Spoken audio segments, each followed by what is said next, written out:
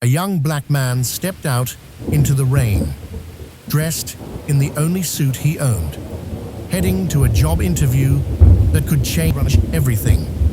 He had worked for years to get this one chance, one shot, to escape the life he came from.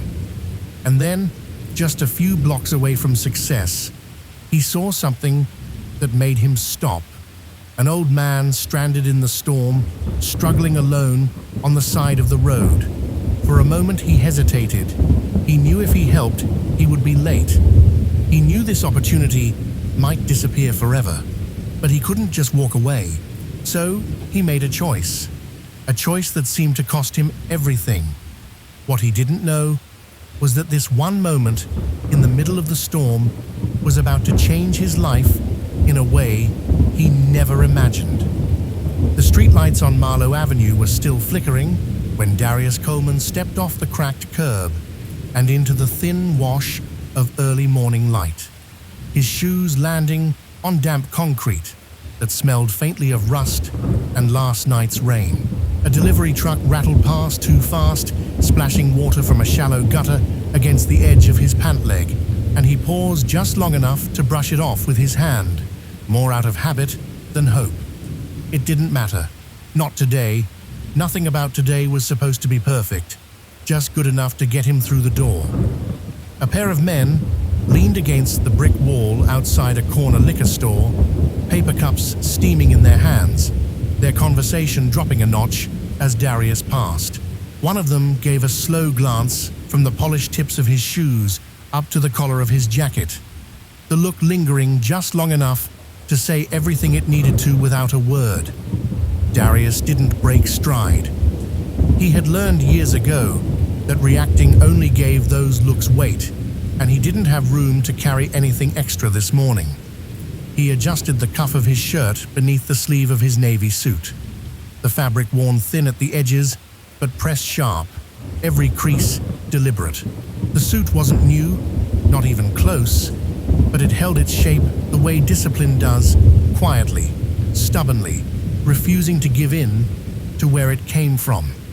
The small silver tie clip at his chest caught a sliver of light as he moved just for a second, and his hand rose instinctively to steady it, fingers brushing the cool metal. His mother had given it to him the night before, wrapped in tissue paper that still smelled faintly of her kitchen. "It doesn't have to be expensive," she had said, pressing it into his palm. "It just has to mean something." He hadn't trusted himself to say much back then, just nodded and slipped it into his pocket, like it was something fragile. At the bus stop ahead, a woman struggled with a stroller while digging through her bag, the wind tugging at the blanket draped over the child inside. Darius slowed for half a second, his body almost turning toward her, before his eyes flicked to the time glowing on the screen of his phone. 6:12 a.m. The train didn't wait, and neither did opportunities like the one he was chasing. He hesitated, jaw tightening, then forced himself forward, the moment passing behind him like a door quietly closing. Even as he walked, something in his chest pressed against his ribs, not guilt exactly, just the awareness that every decision today seemed to come with a cost. East Hollow stretched out around him in muted shades of gray and brown, row houses with peeling paint, narrow alleys where last night's rain pooled in uneven dips of asphalt, the hum of a neighborhood already awake but never quite rested. This place had taught him how to move without drawing attention, how to keep his head down without losing sight of where he was going, how to read a room before he even stepped inside it. It had also taught him something else, something harder to explain, something about knowing exactly how far you were from the life you wanted and choosing to keep walking anyway. Darius reached the corner and stopped briefly at the darkened window of a laundromat, catching his reflection in the glass. The man staring back looked composed at a glance, shoulders squared, tie straight, eyes steady, but there was a tension beneath it, a tightness in the jaw, a stillness that came from holding too many thoughts in place at once. He leaned in slightly, smoothing a crease near his collar, then stepped back, giving himself one last look. Good enough. It had to be. Today wasn't just another interview. It was Halbrook and Sterling Capital. Even saying the name in his head felt different, heavier somehow, like it belonged to a world that had never expected him to knock on its door. Glass towers, private offices, conversations that shaped markets instead of just reacting to them.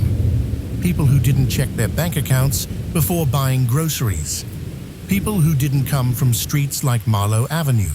He exhaled slowly and started walking again, his grip tightening around the leather portfolio tucked beneath his arm. Inside were copies of his resume, carefully printed, aligned, and rechecked more times than he could count, along with notes he had memorized until the words no longer felt like something he had to recall, but something he understood. Years of late nights, early shifts, and lectures squeezed between jobs had led to this morning, to a single hour that could change the direction of everything that came after. His phone buzzed in his pocket, the sound sharp in the quiet morning. He pulled it out, thumb brushing the screen, and for a moment, the world narrowed to the message waiting there. "You ready? Mom." He stared at it longer than he needed to, the corners of his mouth tightening just slightly before softening again. Another message followed almost immediately. "Don't try to be what you think they want. Just be who you are." Darius let out a breath he hadn't realized he'd been holding, typing back a quick, simple response. "I got this." He slipped the phone away, but the words stayed with him, settling somewhere deeper than nerves, deeper than fear. Be who you are. It sounded simple. It never had been. Up ahead, the elevated train groaned into motion, metal grinding against metal as it pulled into the station, doors sliding open with a sharp mechanical hiss. People moved toward it in small clusters, heads down, coats pulled tight, each of them chasing their own version of the day. Darius quickened his pace, the rhythm of his steps matching the urgency building in his chest, each footfall a quiet reminder that he was already in motion, already committed. As he climbed the worn steps to the platform, he glanced once more at the skyline in the distance, where the buildings of downtown Baltimore rose faintly through the thinning haze, sharp edges cutting into the morning light. Somewhere among them stood Sterling Tower, waiting, indifferent to who arrived and who didn't, to who belonged and who didn't. Darius adjusted his grip on the portfolio, squared his shoulders, and stepped onto the train as the doors began to close. The city pulling him forward toward a place that had never been built with him in mind, and a chance he had spent his entire life preparing to take. The train lurched forward with a metallic groan, pulling Darius away from East Hollow and into the slow, inevitable current of the city. The rhythm of the tracks steady beneath his feet as rows of worn buildings gave way to tighter streets, then wider avenues, then glass and steel rising higher with every passing minute. He stood near the door, one hand gripping the overhead bar, the other holding his portfolio close against his chest, careful to keep it dry, careful to keep it safe, as if everything inside it could be undone by a single, careless moment. At first, the ride felt normal, routine even. Commuters packed, shoulder to shoulder, eyes down, headphones in, coffee cups balanced between fingers, still half asleep. But somewhere between stations, something shifted. It wasn't obvious at first, just a subtle change in the light filtering through the windows. The sky outside dimming a shade too quickly for the time of morning. The color draining into something heavier, something unsettled. A man across from him glanced up from his phone, frowned slightly, then went back to scrolling. Another passenger leaned closer to the glass, squinting at the horizon like he was trying to make sense of something that didn't quite belong. Darius noticed it too. The clouds weren't just thick, they were moving, rolling over each other in slow, uneven waves that pressed low against the skyline, swallowing the tops of buildings that had stood clear just minutes before. He shifted his weight, his jaw tightening just a fraction. The same quiet instinct that had guided him his whole life, nudging at the edge of his thoughts. Something wasn't right. The train screeched into Monroe Station, brakes grinding hard enough to make a few passengers stumble, and the doors slid open with a sharp hiss that felt louder than it should have. Darius stepped out with the crowd, his shoes clicking against the damp platform as a rush of colder air met him head-on, carrying with it the sharp scent of rain before the first drop had even fallen. He moved toward the exit, weaving through bodies, his pace quickening as he climbed the steps two at a time, emerging onto the street just as the wind hit. It came down the avenue in a sudden, violent gust, strong enough to tug at his coat and nearly rip the portfolio from under his arm. He tightened his grip instinctively, pulling it closer to his chest as loose papers from a nearby trash bin spiraled into the air, dancing wildly before slapping against the side of a parked car. Conversations around him faltered, heads tilting upward in unison, the city pausing for just a second, as if bracing for something it couldn't stop. Then the rain came, not a drizzle, not the kind that warns you to open an umbrella, but a sudden, relentless downpour that hit like a wall, heavy drops slamming against pavement, against glass, against skin, turning sidewalks slick in seconds.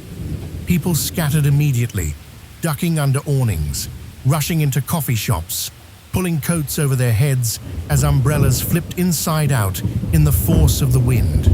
Car horns blared as traffic slowed, tires hissing through rising water, headlights flickering on in the dimmed light. Darius swore under his breath and moved fast, stepping beneath the narrow overhang of a closed storefront, pressing his back against the cold metal gate as the rain hammered down just inches from where he stood. Water ran in steady streams along the curb, pooling at the corners, creeping toward his shoes. He checked his watch. 8:19 a.m. His interview was at 9. Still time. There had to be time. He pulled out his phone, the screen already dotted with water, and opened the ride app, his thumb tapping quickly as he scanned for a driver. Nothing. The map sat empty. No cars nearby, no movement, just a blank stretch of gray, like the city had been wiped clean of options. He refreshed. Still nothing. Around him, others were doing the same, muttering under their breath, shaking their heads, stepping further back into the thin shelter that barely held against the wind. Darius exhaled slowly, forcing himself to think. He tapped into his email next, fingers moving faster now, composing a quick message to the address listed on his interview confirmation. Running a few minutes late due to severe weather. En route. Thank you for your understanding.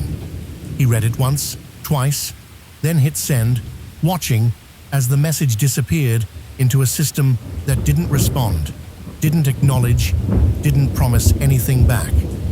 A moment later, an automated reply blinked onto the screen, sterile and impersonal. Thank you for your message. Please note, all interview times are strictly observed. His jaw tightened. Of course they were. The rain only got heavier, pounding against the city with a kind of stubborn persistence that felt almost personal, like it had chosen this morning, this moment, to make itself known. Darius looked out at the street, measuring the distance in his mind. A few blocks, maybe 4, maybe 5. Nothing he couldn't handle on a normal day. But this wasn't normal. The water was already rising along the edges, turning the pavement into a slick, reflective surface that mirrored the chaos above it. He checked his watch again. 8:26. Enough waiting. He zipped his portfolio inside his coat, pulling the fabric tight around it, shielding it as best he could, then stepped out from under the overhang and into the storm. The rain hit him instantly, soaking through his jacket, flattening his hair, running cold down the back of his neck. But he kept moving, head down, shoulders forward, each step deliberate and fast. His shoes splashed through shallow puddles, water seeping in with every stride, but he didn't slow. This was more than just a job interview. The words moved through his mind with every step, steady, grounding, pushing him forward even as the wind fought against him. This was rent paid on time. This was his mother not having to choose between bills. This was proving that everything he had worked for wasn't just a long shot. A yellow taxi pulled up ahead, brake lights glowing through the curtain of rain as it let a passenger out near the curb. Darius's pulse spiked, his pace quickening into a run, water kicking up behind him as he raised his hand, calling out, "Hey, hey!" But just as he reached the door, another figure stepped in from the side, tall, well-dressed, his coat pristine despite the storm, moving with the kind of certainty that didn't ask for permission. The man slid into the back seat without hesitation, the door shutting firmly before Darius could close the last few feet between them.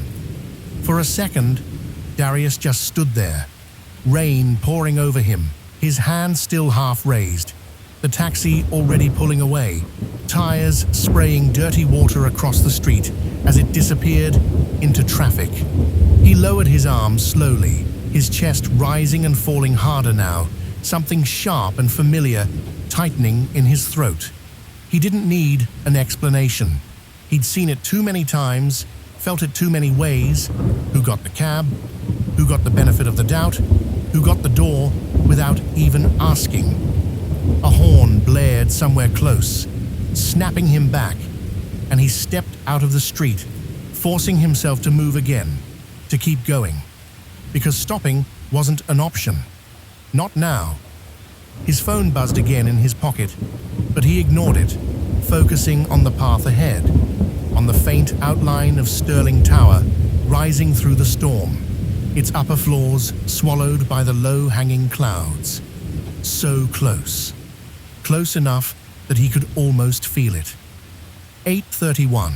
He pushed harder, breath coming faster now, legs burning slightly as he cut across the next intersection, dodging between cars, ignoring the water soaking through his shoes completely now. The city around him had become a blur of motion and noise, umbrellas colliding, people shouting, sirens wailing somewhere in the distance, everything moving and shifting in a way that made it hard to hold on to anything steady.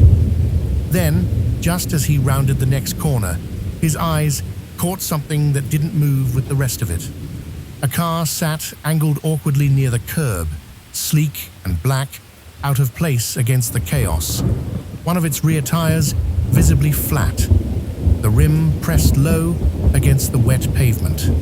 The trunk was open, a spare tire half pulled out, and beside it, struggling against the wind and rain, was an older man, his umbrella bent backward, one hand gripping the edge of the trunk while the other fumbled with a jack that refused to stay in place on the slick ground.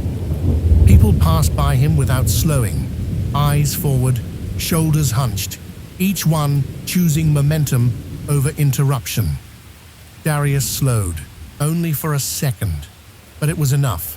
The rain hammered down harder, drumming against the hood of the car, against the pavement, against his shoulders. But Darius barely felt it anymore, his attention locked on the scene in front of him. The old man struggling, the jack slipping again with a sharp metallic scrape, as it failed to catch against the uneven ground. The umbrella twisted uselessly in his grip, turning inside out before he cursed under his breath and let it fall, both hands now trying to steady the wobbling lift as water streamed down his sleeves. Darius's gaze flicked instinctively past him, through the sheets of rain, toward the faint glow of Sterling Tower just a few blocks ahead, its glass facade barely visible now, like something distant, unreal, slipping further away with every second he stood still. His chest tightened, breath coming sharp, his mind racing through the math of it, the time, the distance, the cost. He checked his watch again, though he already knew what it would say. 8:34. Keep moving. The thought came fast, automatic, the same voice that had pushed him forward through every obstacle that had ever stood in his way. You've worked too hard for this. You're already behind.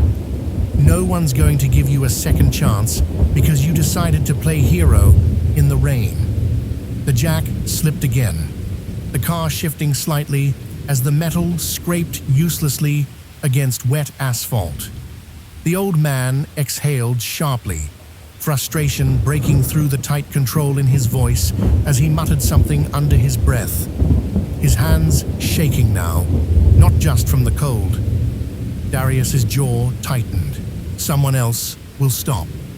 He told himself that, even as his eyes moved across the street, watching people pass by, heads down, steps quick, each one choosing not to see.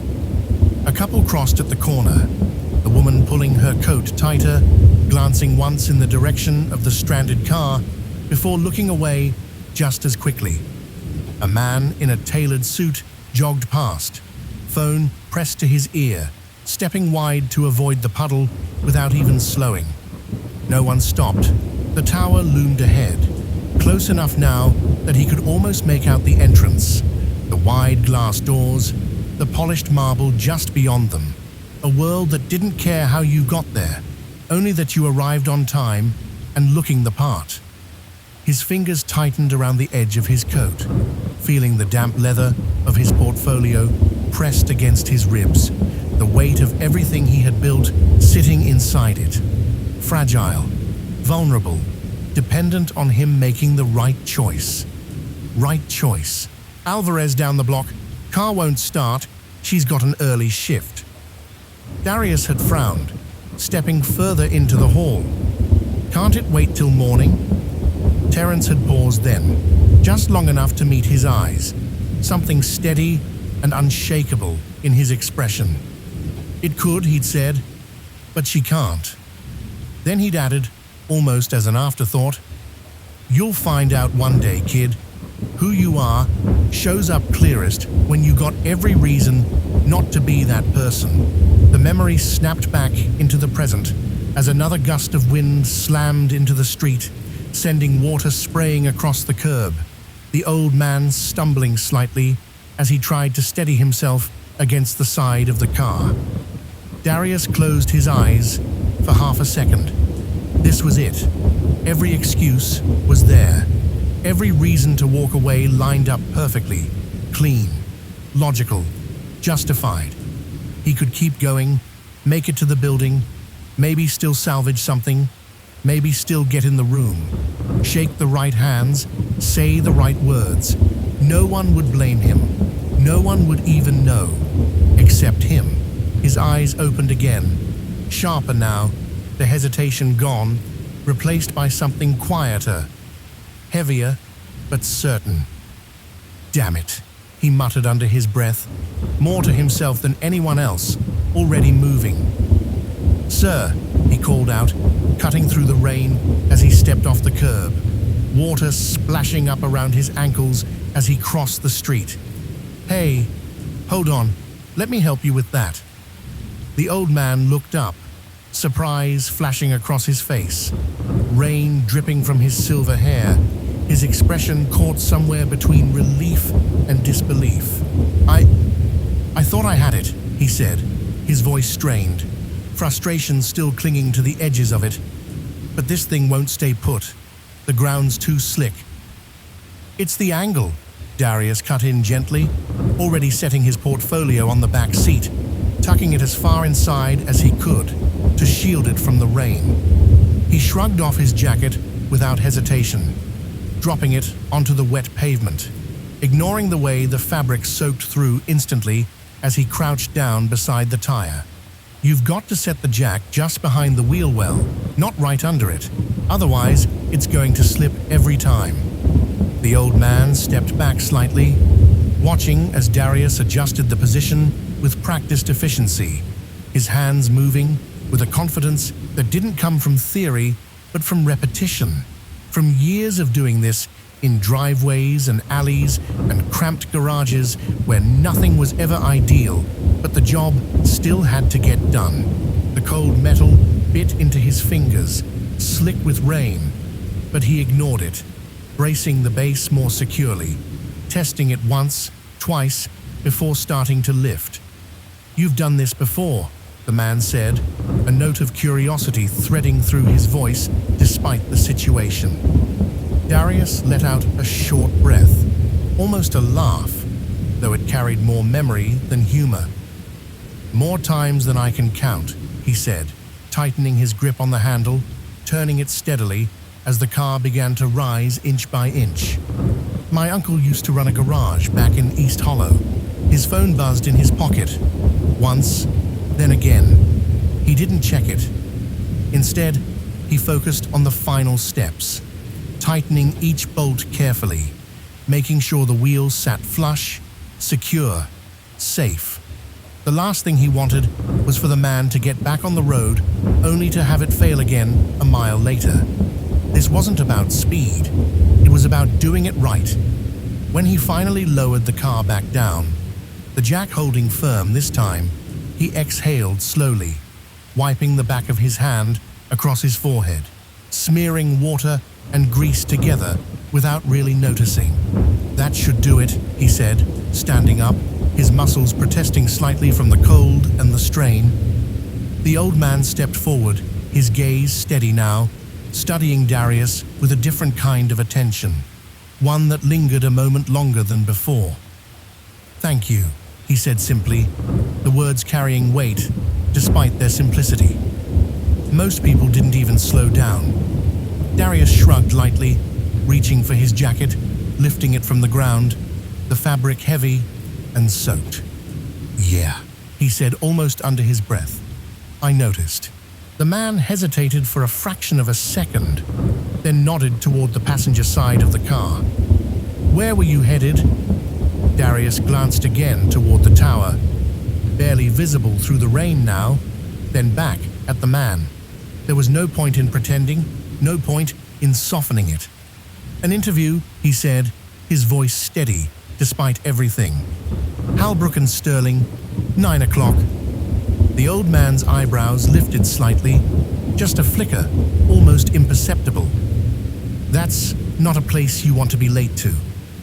Darius let out a breath that might have been a laugh on a different day.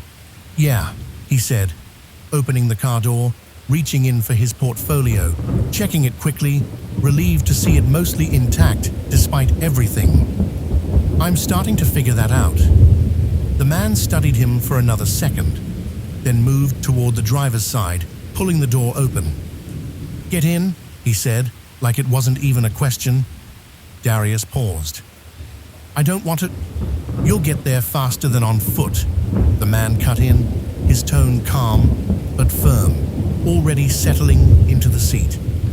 "And at this point, I'd say you've earned the ride." For a moment, Darius hesitated, instinct and caution flickering through him. But the clock in his head was louder now, sharper, leaving less room for doubt. He nodded once, moving around to the other side, sliding into the passenger seat, the leather cool and unfamiliar beneath him. As the engine turned over and the car pulled back into the stream of traffic, tires cutting through the flooded street, Darius leaned back slightly, his chest still rising and falling harder than normal, his clothes clinging to him, his hands still tinged with grease. He stared out through the windshield, watching the blurred outline of the city ahead, the tower drawing closer with every passing second. He didn't know if he had just saved his chances or destroyed them completely, but he knew one thing for certain. He hadn't walked away. The car slowed as it pulled up to the curb in front of Sterling Tower, its glass facade rising high above them, cutting clean through the thinning rain like something untouched by the chaos below. Water streamed down the windows in smooth, uninterrupted lines, the reflection of the city distorted across its surface. But the lobby beyond remained sharp, warm, controlled, a different world, sealed behind polished glass. Darius sat still for a second longer than he meant to, his hand resting on the door handle, his reflection faintly visible in the window beside him. Wet hair pressed to his forehead, shirt clinging to his chest, jacket heavy and wrinkled in his lap. He barely recognized the version of himself staring back. This wasn't how he was supposed to walk in. This wasn't how he had imagined it, not after everything he had done to get here. "You still want to try?" the old man asked from the driver's seat, his voice steady, not judgmental, just observant. Darius let out a quiet breath, something between a laugh and a sigh, then nodded once, firm despite everything. "I have to." The man studied him for a moment, then gave a small nod of his own. "All right," he said simply. Darius pushed the door open and stepped out, the rain lighter now, but still persistent, tapping softly against the pavement as he moved toward the entrance. Each step felt heavier than the last, his shoes squelching faintly against the stone, water dripping from the edge of his sleeves, from the hem of his jacket, leaving a trail behind him he couldn't hide even if he wanted to. The doors slid open with a quiet mechanical hum as he approached, and the moment he crossed the threshold, the world changed. Warm air wrapped around him instantly, dry, still, carrying the faint scent of something expensive and clean. The sound of rain disappeared, replaced by the muted echo of footsteps against marble floors, the soft hum of distant conversation, the quiet efficiency of a place where everything moved, on schedule, on purpose. Light spilled down from high ceilings, reflecting off polished surfaces that looked untouched, immaculate, as if nothing messy or unpredictable had ever been allowed inside. And then there was him. Darius felt it before he fully saw it. The shift in the room, subtle but immediate, eyes lifting, heads turning just slightly. The quiet recalibration that happened when something didn't quite fit. A man in a tailored suit paused mid-step, his gaze flicking over Darius's soaked clothes before moving on. Two women near the elevators lowered their voices, one of them glancing over with a quick, curious look that lingered half a second too long. At the reception desk, a young woman straightened slightly, her expression tightening into something professionally neutral as he approached. Darius didn't stop. He couldn't. He moved forward, each step deliberate, despite the way his clothes clung to him, despite the faint drip of water marking his path across the floor, despite the quiet awareness that every eye in the room had already decided something about him before he had said a single word. He reached the desk, setting his portfolio down carefully, his fingers tightening around the edge for just a moment before letting go. "Good morning," he said, his voice steady, even if everything else about him wasn't. "My name is Darius Coleman. I have a 9 o'clock interview with Halbrook and Sterling." The receptionist glanced at the clock, mounted on the wall behind her, then back at him. 9:17. Her expression softened just slightly, not enough to change the outcome, but enough to show that she understood more than she was allowed to say. "Yes," the receptionist said after a moment, her eyes scanning the screen. "You were scheduled with Mr. Vance in the finance division."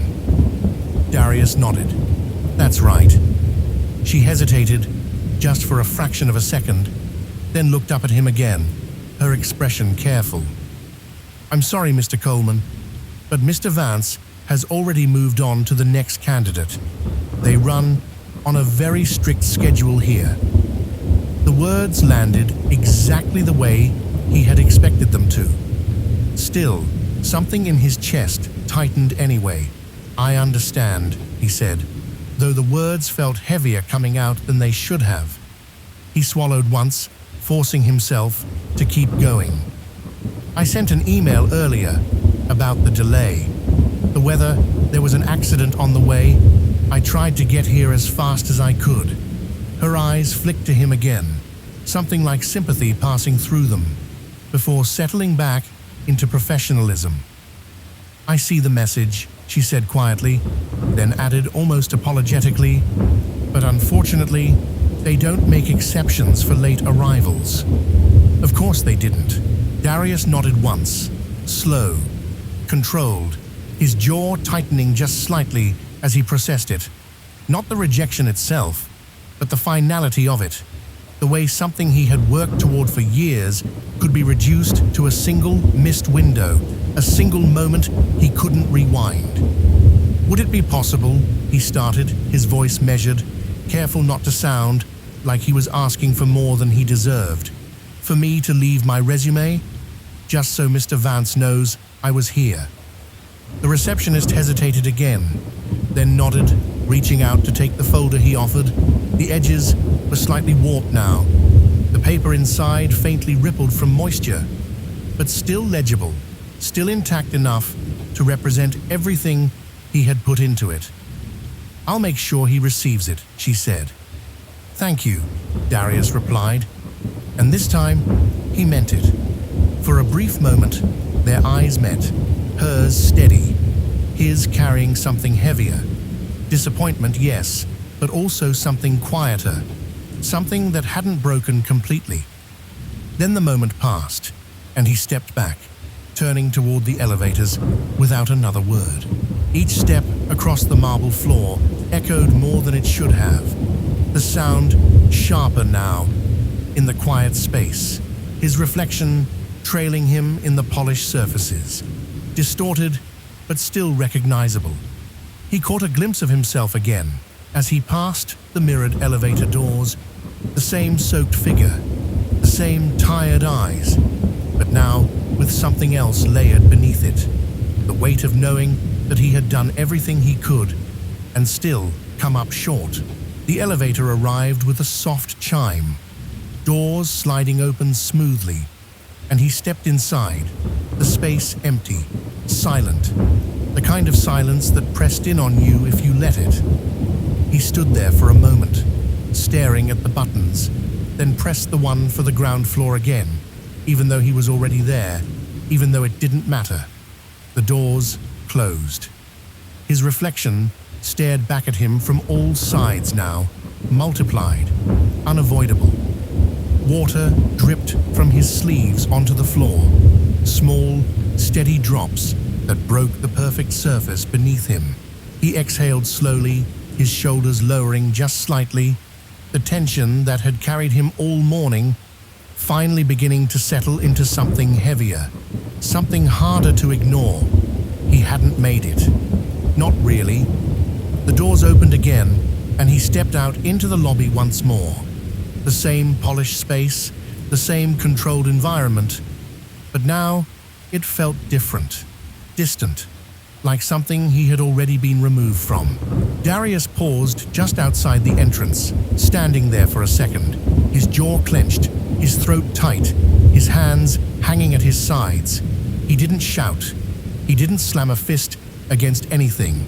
He just stood there, feeling the weight of it settle in.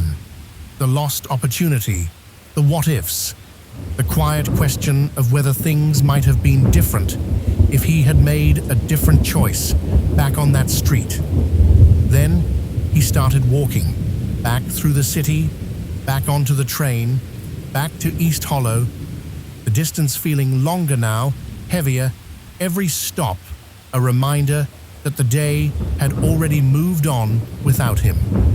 By the time he reached his apartment, the sky had cleared completely, sunlight slipping through the thin curtains, casting pale lines across the small room.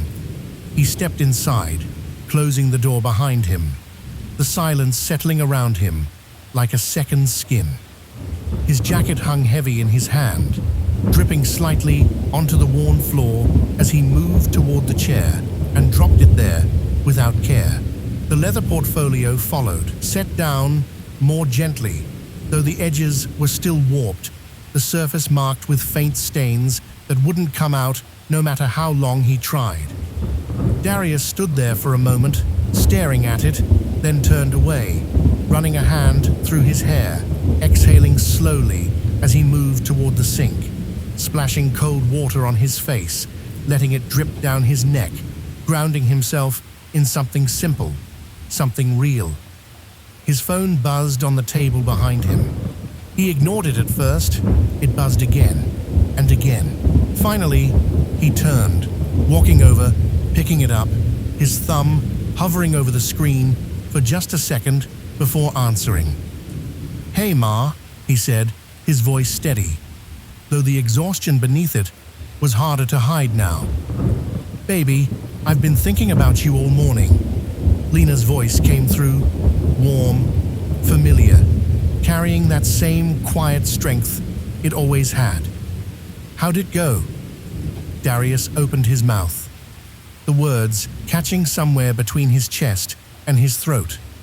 The truth sitting heavy, complicated, not something he could shape into a simple answer. He glanced at the portfolio on the table, at the faint water stains marking the leather, then looked away. He started, then stopped. Another call flashed across the screen. Unknown number, Baltimore area code. He frowned slightly, his grip tightening just a fraction as he pulled the phone away, staring at it for a second longer than necessary. "Ma, I gotta call you back," he said quickly. "This might be something." "All right," she replied without hesitation. "Go on, I'm right here." He switched over, bringing the phone back to his ear, his pulse picking up again, not from hope exactly, but from the simple fact that something unexpected had just entered a day that had already felt finished. "Hello, this is Darius Coleman." There was a brief pause on the other end, then a calm, professional voice responded. "Mr. Coleman, this is Megan Price, executive assistant to Mr. Harold Sterling. I'm calling on his behalf. He would like to meet with you this afternoon, if you're available."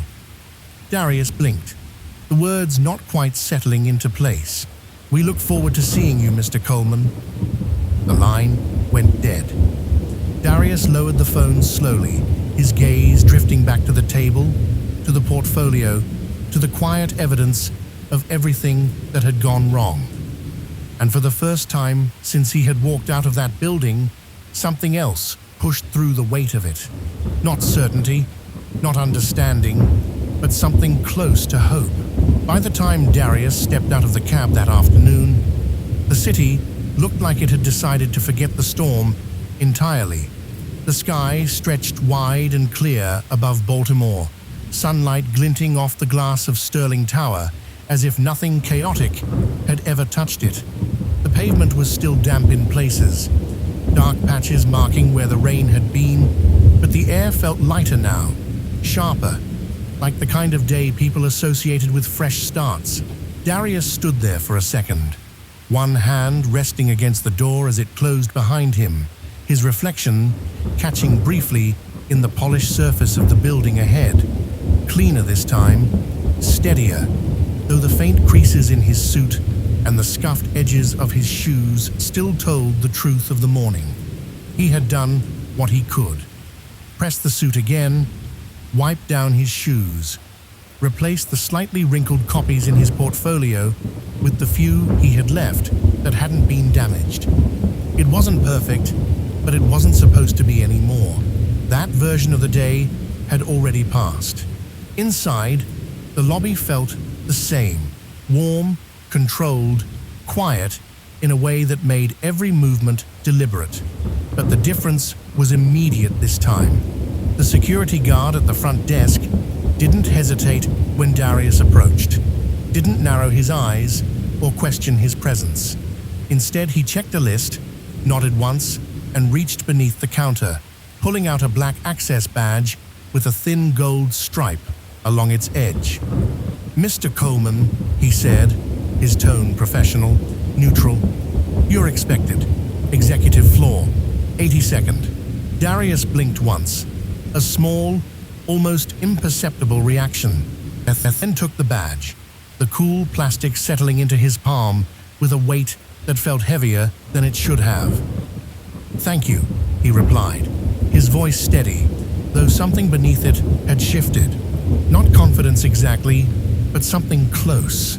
The elevator ride was longer this time, quieter, the numbers climbing higher than they had that morning. Past the floors where interviews happened, past the spaces where candidates waited and hoped, into a part of the building that wasn't meant for people like him. Not yet, maybe not ever.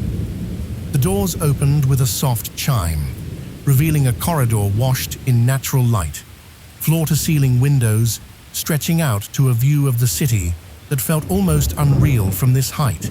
A woman in a tailored navy suit approached him before he had taken more than a few steps, her posture straight, her expression composed but not cold. "Mr. Coleman," she said, offering a small, polite smile, "I'm Megan Price. We spoke earlier." "Yes," Darius replied, nodding slightly. "Thank you for having me." "Mr. Sterling will see you shortly," she said, gesturing toward a seating area near the windows. "Can I get you anything while you wait?" "Water would be great," he said, his voice even, though his mind was still catching up to the reality of where he was. She returned moments later with a glass that caught the light in a way that made it look almost too clear, too precise to touch, then gestured toward a set of tall double doors at the end of the hall. "He'll be ready soon." Darius sat, the glass cool in his hand, his gaze drifting toward the doors, then out to the city beyond. From up here, everything looked smaller, more manageable. The streets he had walked that morning reduced to thin lines cutting through blocks of concrete and glass. Somewhere down there was East Hollow. Somewhere down there was the street where he had stopped, where the day had split in two. The doors opened with a quiet, deliberate click. "Mr. Coleman," Megan said, stepping slightly aside, "he'll see you now." Darius stood, setting the glass down carefully, adjusting the edge of his sleeve out of habit more than necessity, then walked forward, each step measured, controlled. The sound of his shoes softened by the carpet beneath them. He reached the doorway and stepped inside. The office was large but understated, not loud in its wealth, not designed to impress in obvious ways, but to confirm it without question. Clean lines, dark wood, a desk positioned in front of windows that stretched across the entire wall. The city laid out beneath it like something owned rather than observed. A high-backed chair faced away from him at first, the figure seated there outlined by the afternoon light. For a moment, Darius said nothing. Then the chair turned. Recognition hit before logic could catch up. The same silver hair, now neatly combed, the same sharp eyes, no longer strained or frustrated, but clear, focused, steady. The same man who had stood in the rain that morning, struggling with a slipping jack and a flat tire. Darius stopped just short of the desk, his breath catching slightly before he forced it steady again. He began, then paused, the pieces falling into place faster now. "I didn't realize." "I imagine you didn't," the man replied, a faint hint of a smile touching the corner of his mouth as he stood, extending a hand across the desk. "Harold Sterling." Darius stepped forward, shaking his hand, the grip firm. grounded, carrying a weight that matched everything else about the room. "Darius Coleman," he said, though the introduction felt almost unnecessary now. "Yes," Harold said, studying him for a moment longer than most people did, not with doubt, but with interest. "I know." He gestured toward the chair across from him. "Have a seat." Darius sat, his portfolio resting against his knee, his posture straight, despite the quiet tension running through him. There were 100 questions in his mind, none of them fully formed yet, all of them circling the same point. Why?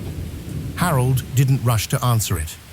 Instead, he moved back toward the window, hands clasped loosely behind his back as he looked out over the city, as if giving the moment the space it needed to settle.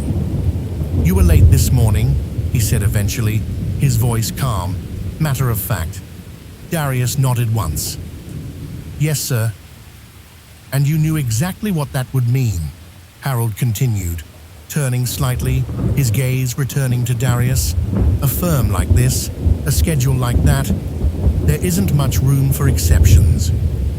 "I understand," Darius replied, the words steady, honest.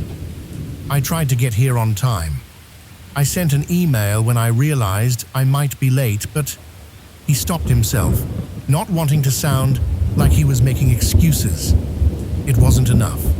Harold studied him for a moment, then nodded slightly. "No," he said, "it wasn't." The words hung there, simple, direct, and for a second, Darius felt the familiar weight settle in again.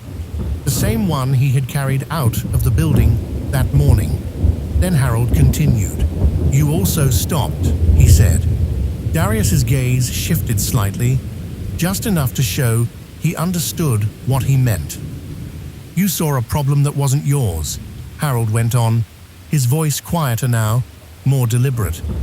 "You saw a situation that could have cost you something you've clearly worked very hard to earn, and you chose to involve yourself anyway." Darius exhaled slowly. "It didn't feel like a choice in the moment," he said. "Not really." Harold's expression shifted slightly, something like recognition passing through it. "That's exactly the point." He moved back to the desk, opening a drawer and pulling out a familiar object. The leather portfolio Darius had set in the back seat of the car that morning. The edges were still slightly warped, the surface marked by faint stains that hadn't fully dried. He placed it carefully on the desk between them. "You left this in my car," Harold said. Darius's eyes flicked to it, a brief flash of something crossing his face, surprise, maybe a hint of embarrassment. "I didn't realize. I took a look," Harold continued, cutting him off gently. "Your academic record is strong, hiring, evaluating, deciding who gets a seat at the table and who doesn't. People like to think it's about numbers, credentials, timing, and those things matter. But they're not the whole story." He paused, just long enough for the next words to land exactly where they needed to. "I can teach someone how to read a balance sheet," he said. "I can't teach them how to be the kind of person who stops in the rain when every logical reason tells them to keep walking." Darius didn't respond immediately. He couldn't.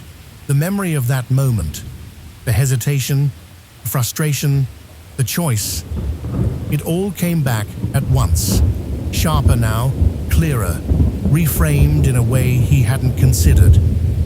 "Most people in your position this morning," Harold continued, "would have kept going, and I wouldn't have blamed them. But I also wouldn't have learned anything about them beyond what was already on paper." He straightened slightly, his tone shifting just enough to signal something more decisive. "You showed me something I can't measure on a resume." Darius's fingers tightened slightly against his knee. "With all due respect," he said carefully, "I still missed the interview." Harold's lips curved faintly. "Yes," he said, "you did." For a brief second, the room held that truth again. Then he stepped around the desk stopping just in front of it. "I'm not offering you the position you came here for," he said. The words landed, expected and unexpected at the same time, and Darius felt his chest tighten just slightly, the instinctive reaction still there despite everything that had been said. But Harold didn't stop there. "I'm offering you something else," he continued, his voice steady, grounded. "A role working directly with me. You'll sit in on meetings most analysts don't see for years. You'll listen, learn, contribute when you've earned the right to. It won't be easy, it won't be comfortable, and it won't come with the kind of title you can explain to people in a single sentence." He held Darius's gaze. "But if you can handle it, it will give you something far more valuable than the position you applied for." Silence filled the space for a moment, not empty, but full. The kind that comes when something important has already been decided, and all that's left is whether you're ready to accept it. Harold extended his hand. Darius looked at it for a second, then back up at him. The noise of the morning, the rain, the missed interview, the long walk back home, all of it lining up behind this moment, not erased, but redefined. He reached out and took it. The grip was firm, steady, equal, and for the first time since he had stepped out onto Marlowe Avenue that morning, Darius Coleman didn't feel like he was chasing a door that might close before he reached it. He felt like he had stepped through one where his waiting for him all along.